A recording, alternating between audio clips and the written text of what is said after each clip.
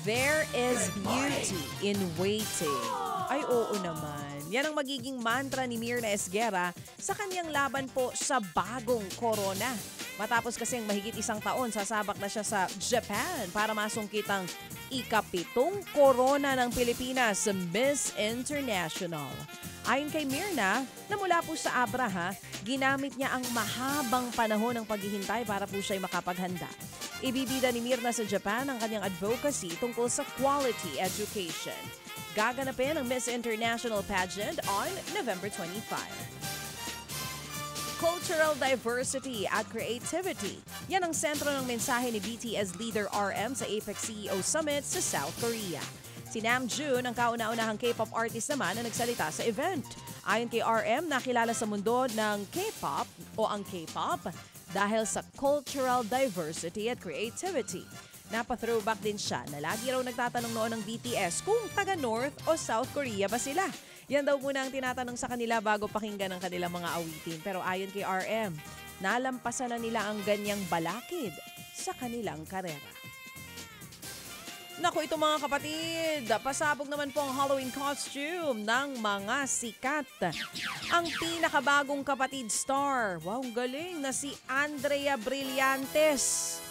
Nag-transform bilang isang itim na pusa. Ba, okay yun ah. Pusa ako, pusa ako.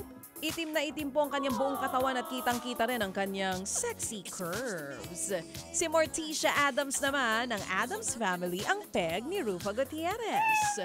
Sabi ni Rufa, tulad siya ng kanyang karakter na fierce at devoted sa kanyang pamilya. Hindi rin naman nagpahuli ang kapatid niyang si Mon Gutierrez. Combination ng elegance at mayhem daw yan. Isa pang star of the night ang drag queen na si Shawarma. Minumulto ng flood control projects ang peg niya. Ito ang favorite kong costume. Maraming naaliw at tila meron daw siyang isang kontratista na ginagaya. May dala ba siyang payong? Oo, yan ang pinakamagandang costume ngayong Halloween. Hindi ka mahihirapan. Dala ka lang ng payong, may Halloween costume ka na. O siya mga kapatid. Oo. Mga kapatid, brothers and sisters, saan ka pa? Dito na tayo sa Totoo. Dito na tayo sa True FM. Mga kapatid, mag-subscribe and follow po kayo sa social media accounts ng True Network PH. Yan po kami, hanapin nyo lang True Network PH, Facebook, Instagram, YouTube, TikTok, and podcast. Mapa Apple or Spotify man yan, mahahanap nyo kami. Lahat ng mga napapanood at napapakinggan nyo po sa programa, nasa social media accounts namin yan. So, paano mga kapatid? See you sa social media!